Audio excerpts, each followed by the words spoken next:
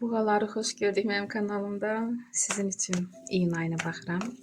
Görək bizim buğalarımızı iyun ayında nələr gözləyəcək buğalar. Kartlarımız hansı xəbərlər sizə çatdırmaq istəyir. Və rasqlat həmişə kimi olacaq. Heç nə dəyişməyib. Deməli, iyun ayının enerjisinə dekadalarımız.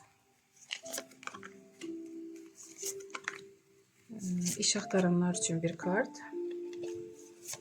Sevgi gözləyənlər üçün bir kart. Problemləri olanlar üçün və məsləhət kartı. Burada buğalar. Deməli, böyük arkan düşür. Bu ay sizin üçün önəmli bir aydır. Siz həyatınızı dəyişdirmək üçün addımlar atmalısınız. Çünki indiyə qədər bəlkə də arzulanmısınız, amma hərəkət etməmisiniz həyatınızı dəyişdirmək üçün. İndi burada sizə yuxarıdan hətta böyük qüvvələr sizi ayıldır. Siz tamamilə həyatınızı dəyişməlisiniz. Sizin xoşunuza nə gəlmirsə artıq keçmişdə qalmalıdır. Təzə həyat başlamalısınız. Yəni siz buna layiqsiniz, amma indiyə qədər addım atmamışsınız. İndi sizi narahat olmayın. Yuxarıdan ayıldacaqlar və siz hərəkət edəcəksiniz.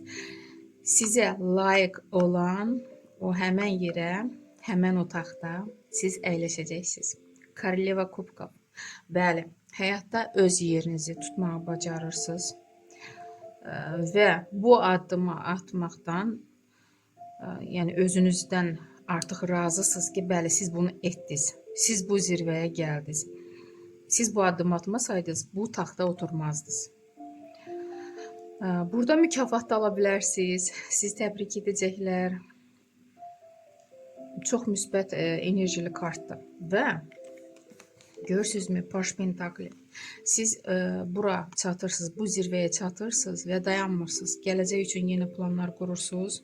Hətta iyun ayının sonuna da təzə başlanğıc görürsünüz. Burada Paj Pentakli bu pul qazanmaq üçün təzə nəsə ideyanı həyata keçirirsiniz və bu sizə gəlir gətirir. Bəlkə də hansısa bir biznesi həyatda yaşatmağa nail olursunuz. Bacarınıza, bilinizə görə bu pul qazanc gəlir, ruzi bərəkət gəlir və yenə tuz jezlov. Burada artıq özünüzə o qədər güvənirsiniz ki, bu nə başlanğıcdırsa, bütün enerjinizi bura yönəldirsiniz. Və yenə də burada işlər alınır.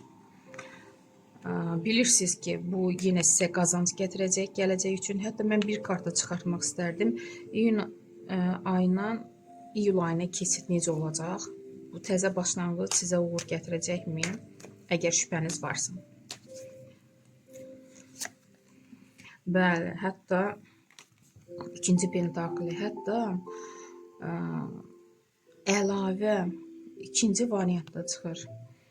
Bu nədirsə, bunu başlayırsınız, qazanc artsın deyə və ikinci bir ideya bu başlanan zaman gələcək pul qazanmaq üçün və bunu da həyata keçirəcəksiniz.